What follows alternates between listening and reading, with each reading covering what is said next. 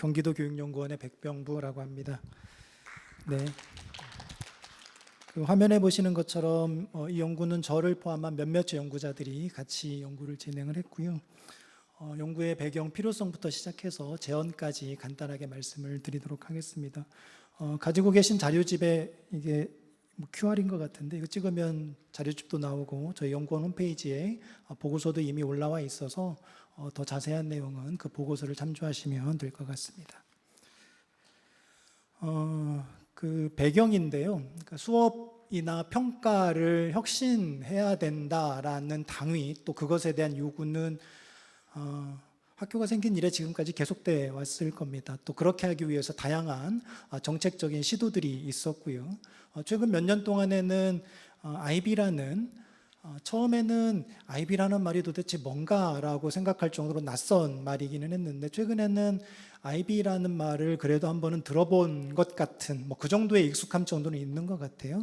이런 IB 정책에 대한 관심이나 논란이 지속되고 있는 상황이기도 합니다. 맨 처음에 제주도, 대구 이런 데를 중심으로 시도교육청 차원에서 IB를 통해서 학교의 수업이나 평가를 변화시키려는 교육청 차원의 정책적인 노력들이 있었고요. 경기도교육청도 한 2년쯤 전부터 이와 관련된 정책적인 드라이브를 걸고 있는 거죠.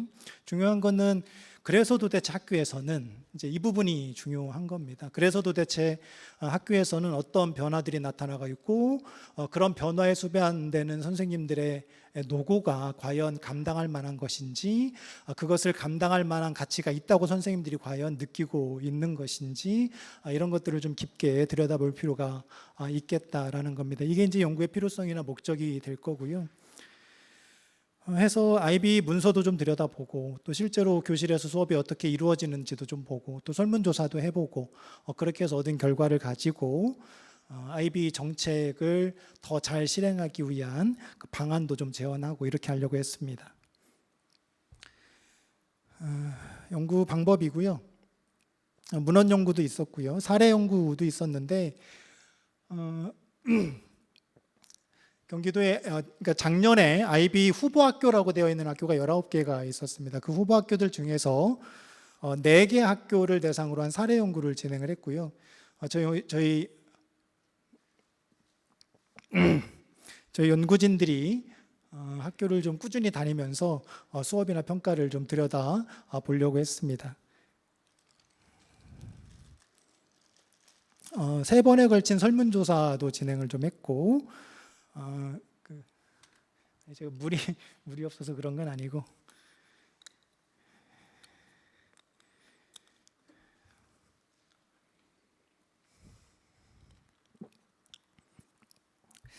제가 오랜만에 이제 이렇게 발표를 좀 하는데 폐활량이 좀 떨어져서 그렇습니다. 네. 설문조사도 3번도 하고 하여튼 학교에서 일어나고 있는 이러저러한 변화들을 좀 자세히 또 종합적으로 들여다보려고 노력을 했다, 이런 말씀을 좀 드리겠습니다. 이거는 이제 저희가 문서를 분석해서 정리한 IB와 관련된 내용인데요. 자세히 말씀드릴 필요 없이 선생님들께서 이미 알고 있는 내용일 수도 있고 낯선 내용이라고 하면 제가 이 짧은 시간에 말씀을 드려서 선생님들께 이해를 구하는 것은 불가능한 일이기 때문에 아까 말씀드렸던 보고서를 참조하시면 될 것 같습니다. 다만 좀 말씀드릴 수 있는 것은 IB는 IB 본부에서 이런 IB에 기반한 수업이나 평가가 어떻게 이루어져야 되는지에 대한 아주 구체적이고 촘촘한 가이드라인들을 가지고 있고 그 가이드라인들을 선생님들이 충분히 이해할 수 있도록 어떻게 보면 이 정도까지 해야 되나 싶을 정도의 감시와 통제 체제를 가지고 있어요. 인증 시스템도 사실은 그런 방식이고요. 그렇게 되어 있다. 그래서 어떻게 보면 안내된 혁신이라고도 얘기할 수 있고 또 어떻게 보면 그 외삽된, 밖에서 강요된 그런 방식의 혁신이라고도 얘기할 수 있을 정도의 가이드라인을 가지고 그것을 바탕으로 이제 수업이나 평가를 변화시키고 일정 정도의 질적인 수준을 유지하려고 한다, 이렇게 말씀을 좀 드릴 수 있겠습니다. 저희가 이제 학교를 들여다보면서 제가 개인적으로 느꼈던 어떤 당혹감이라고 해야 될까요? 뭐 이런 것들이 뭐냐면 이제 저희 연구진들 중에는 그런 말씀을 하시기도 하셨는데 북한에 있는 학교를 본 것 같다. 이런 말씀을 하기도 하셨어요. 그러니까 이제 어떤 학생이든지 그 불러서 물어보면 나오는 답변이 비슷비슷해요. 그러니까 아이비가 지향하는 게 뭐니? 뭐 선생님들을 대상으로 여쭤봐도 그렇고 또 학부모님들을 대상으로 여쭤봐도 그렇고 아이비가 지향하는 게 뭐니? 학교에서 어떤 방식으로 수업이 이루어져야 된다고 생각하니? 뭐 이런 것들에 대해서 굉장히 어떻게 보면 아이비 본부에서 요구하는 뭐 그런 방식의 답변들이 이루어진다는 거죠. 한편으로는 그만큼 내면화되어 있고 아이비에 대한 학습이 충분히 이루어졌다 이렇게 얘기할 수도 있고, 한편으로는 그거 이외의 예외적인 또 맥락화된 어떤 그 수업 혁신의 또 다른 경로 이런 것들을 좀 인정하지 않는 게 아닌가 뭐 그런 생각이 들기도 했었습니다. 그렇게 할 수 있었던 이유 중에 하나는 말씀드렸던 것처럼 굉장히 촘촘하고 꼼꼼한 가이드라인과 질관리 체제 이런 것들 때문에 가능하다라는 말씀을 좀 드릴 수 있을 것 같습니다. 참조해서 보시면 될 것 같습니다. 요거는 이제 각각의 학교에서 또 각각의 교실에서 선생님들이 실제로 수업을 어떻게 운영할 것인가와 관련된 계획서들입니다. 우리가 이제 한때는 제가 교사를 처음 시작한 게 1998년인데 그때만 해도 이제 뭐 얼굴에 비해서는 굉장히 오래전 얘기일 겁니다. 하여튼 네. 제가 98년부터 교사를 했었었는데 그때는 이제 교무실에 재떨이도 있었던 시절이에요. 그 시기에는 교수학습 지도안을 꼼꼼하게 짜는 것은 아주 거추장스러운 행위라고 봤어요. 그래서 선생님들이 형식적으로 교수학습 지도안을 짜고 뭐 있어야 된다 그러니까 여기저기서 다운받아서 내고 교장교감 선생님이 형식적으로 도장 찍고 뭐 이런 방식이었거든요. 그러다가 이제 최근에는 과연 교수학습 지도안이라는 것이 그 정도의 수준에서도 필요한가 이런 논의들이 사실은 있었죠. 그러니까 맥락화된 상황에서의 실제적인 교수학습이 훨씬 더 중요하지 미리 계획된 교수가 과연 중요할까, 가능하기는 한 건가 이런 논의들이 있었던 겁니다. 반면에 IB에서는 철저히 계획된 IB에서 요구하는 내용 요소들을 다 갖춘 형태의 철저히 계획된 교수학습 계획안을 만들어야 된다고 이야기하고 그것이 어떤 요소들로 구성되어야 하는지도 꼼꼼하게 안내를 하고 있다는 겁니다. 이제 화면에 보고 계신 것들이 그런 내용들이에요. 그래서 아까 말씀드렸던 것처럼 굉장히 안내된 또는 통제된 방식의 매뉴얼화된 방식의 교수학습 혁신 이런 것들이 진행이 된다 이렇게 말씀을 좀 드릴 수 있겠습니다.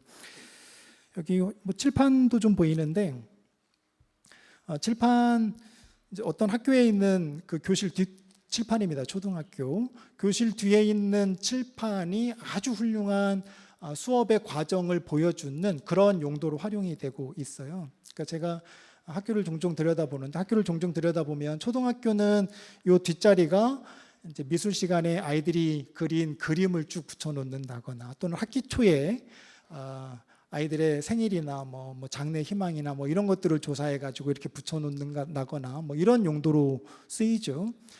1년에 몇 번 안 바뀌어요. 중고등학교는 말할 것도 없고 초등학교도 1년에 몇 번 안 바뀝니다. 근데 IB 학교에서는 이 후보 학교에서는 매 차시 수업이 진행된 그 결과를 이 교실 뒷벽에 붙이는 방식으로 해서 우리가 지금 하고 있는 수업이 뭐고 어디를 향해서 가고 있고 우리가 어디쯤에 와 있는지를 끊임없이 상기시키는 뭐 이런 방식으로 일들이 진행이 되고 있습니다.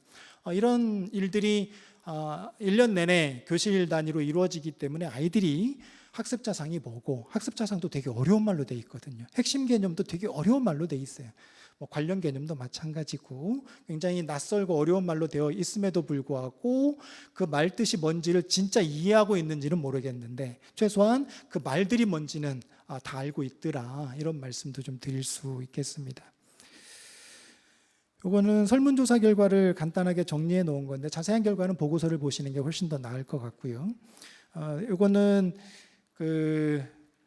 이제 이 왼쪽이죠. 왼쪽에 있는 그래프는 저희가 3번 조사를 했었어요. 그러니까 똑같은 문항으로 학교별로 학생, 학부모, 선생님들한테 3번씩 학부모는 빼고 그 설문조사를 했는데 그 3번에 걸쳐서 어떤 변화가 나타나고 있는지를 학교별로 정리를 해본 거예요. 이게 한눈에 딱 봐도 되게 복잡하잖아요. 올라가는 학교도 있고 떨어지는 학교도 있고 뭐 이렇습니다. 그러니까 뭐 우리가 흔히 하는 것처럼 혁신은 선형적으로 이루어지지 않는다 이런 얘기를 하는데 아이비도 마찬가지입니다. 처음에는 굉장히 높은 수준에서 출발했다가 뚝 떨어졌다가 다시 올라오는 학교도 있고요.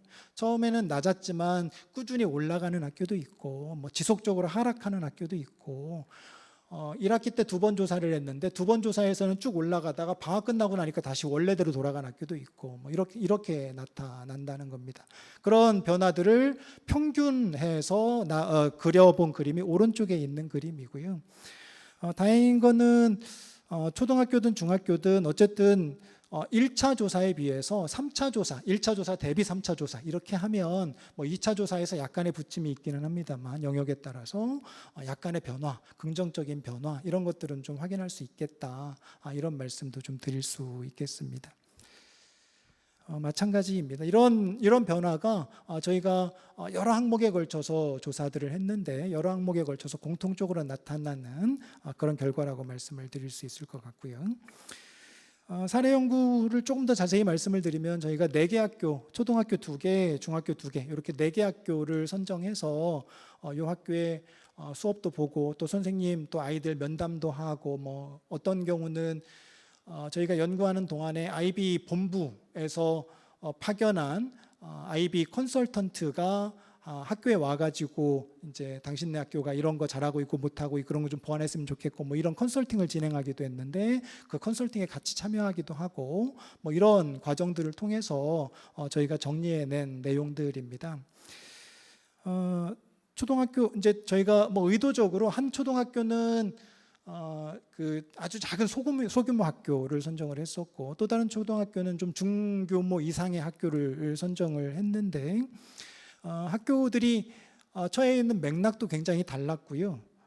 여기는 5분으로 나오는데 하여튼 아이비를 지원한 동기도 굉장히 좀 달랐습니다. 중요한 거는 아이비가 진공 상태 속에서 들어오지 않았다는 거예요.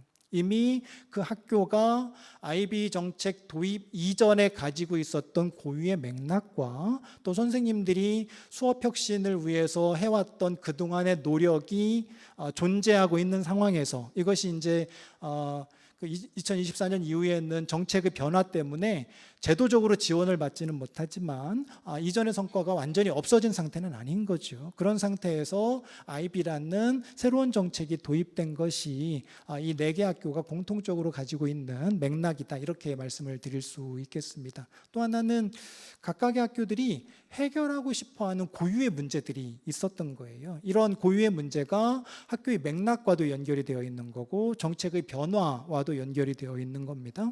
이런 문제를 해결하는데 아이비를 굉장히 중요한 도구적인 제도적인 수단으로 그렇게 활용을 하고 싶다라는 게 아이비 후보학교 지원 동기라고 말씀을 드릴 수 있겠습니다.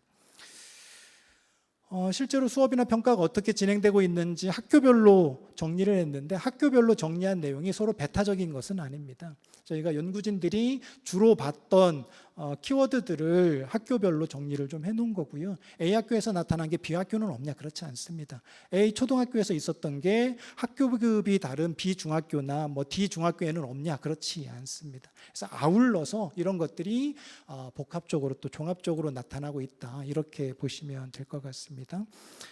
구체적인 안내자라는 말도 보이고요. 개념 기반 탐구, 깊이 있는 학습 이거는 뭐 아이비의 학교에 계신 선생님들 옆구리 쿡 찌르면 나오는 말들입니다. 자유로운 탐구, 안내된 탐구. 아이들한테 자유롭게 탐구해 줬으면 좋겠는데 자유롭게 탐구하라고 했더니 탐구의 수준이 떨어지는 거죠. 안내를 해줬으면 좋겠는데 안내하는 게 맞나? 이런 고민들이 여전히 있는 거예요. 프레임워크를 굉장히 중요하게 생각하고 있고 모두를 위한 협력적 탐구 수업, 뭐 만들어가는 평가, 지역이나 세계 맥락 이건 뭐 아이비에서 공식적으로 강조하고 있는 것들이고 숲을 보고 지도 그리기 옛날에는 당장 떨어져 있는 내 눈앞에 일들을 처리하는데, 수업을 처리하는데 바빴다고 하면 지금은 아이비라는 잘 안내된 자료들이 있기 때문에 숲을 보면서 세부적인 지도를 그릴 수 있게 됐다, 이런 얘기를 하고 계시기도 하고, 경주가 아닌 여정으로서의 수업과 탐구 뭐 이런 말들도 있습니다.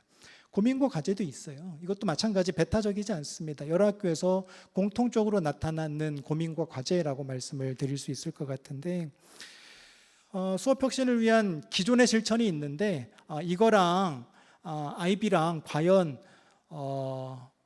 맞닿아 있는 건가? 뭐 이런 고민들이 있는 거죠. 그다음에 아이비가 그냥 할 수 있는 게 아니고 굉장히 많은 준비와 그 수고가 필요한데 그게 과연 감당할 만한 것인가, 뭐 이런 것들. 아이비가 요구하는 게 하도 많아가지고 선생님들이 이미 아이비에 대해서 충분히 이해하고 있음에도 불구하고 내가 이해하고 있는 것만으로 맞아? 뭐 이런 생각을 하고 계시기도 합니다.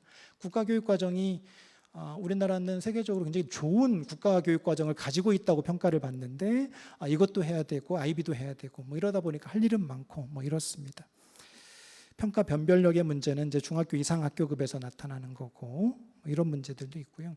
아이비가 과연 좋은 교육인가? 뭐 이런 근본적인 질문을 던지는 선생님들도 계십니다. 그래서 몇 가지 정책 제언들을 좀 하는 건데, 첫 번째는 진공 상태 속에서 아이비를 이해하지 말자라는 거예요. 이전의 것이 무조건 다 나쁘고 없던 셈 치고 아이비를 할 수 없다. 이전의 것과 아이비를 어떻게 접목할 건지를 보다 섬세하게 고민하는 것이 중요하겠다. 이게 첫 번째 얘기고, 두 번째는 예전에 혁신학교를 비롯한 이러저러한 혁신학교 학교 혁신 정책을 추진하면서는 지역 단위의 연계를 굉장히 중요하게 생각했었어요. 근데 지금은 그렇게 되어 있는 것 같지는 않더라. 아이비 학교가 지역 내에서 각계약지는 방식이더라는 거죠. 그래서 지역 안에서 아이비 학교들이 고립되는 문제들이 나타날 가능성이 있겠다. 뭐 이런 말씀들.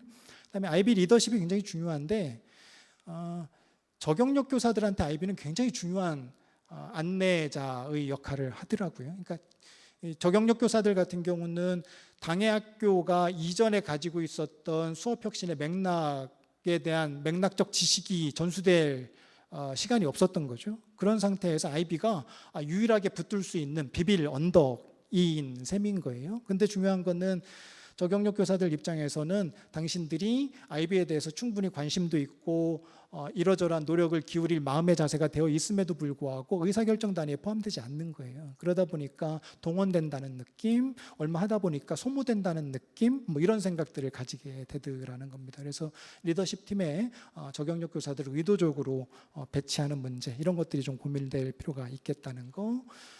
모든 정책은 그 정책이 유지되는 한 실패 사례는 얘기 안 해요. 실패 사례를 얘기하면 예산 끊어지고 그거는 담당자 입장에서는 아주 치욕적인 일인 거죠. 근데 이러면 안 되겠다라는 생각이 들었어요. 그다음에 아이비가 요구하는 게 많다 보니까 학교에서 응당 챙겨야 될 것들이 안 챙겨지는 경우들이 있더라고요. 예를 들면 뒤처지는 아이들이 있는데 선생님들이 뻔히 보세요. 근데 당장 나가야 될 진도가 너무 많아진 거예요. 근데 이 아이들한테 이 아이들에게 필요한 정도의 관심을 기울일 여지가 없어져요. 더군다나 이제 지금 초등학교 한 고학년 이상부터는 언어나 주요 개념에 대한 결정적인 시기를 코로나와 함께 보냈기 때문에 저는 이제 지식의 골다공증 상태라고 부르는데 비어 있는 게 되게 많아요. 그런 상태에서 어려운 말을 막 들이붓는 거예요. 그러다 보니까 제가 들었던 아이의 말, 기빨린다는 말을 하더라고요. 아이비 수업이 끝나고 나니까 어떠니? 그랬더니 기빨려요, 이렇게 이야기를 하더라. 이런 아이들 어떻게 할 거냐, 이런 고민들이 좀 필요하겠다라는 말씀을 좀 드리겠습니다. 네, 고맙습니다.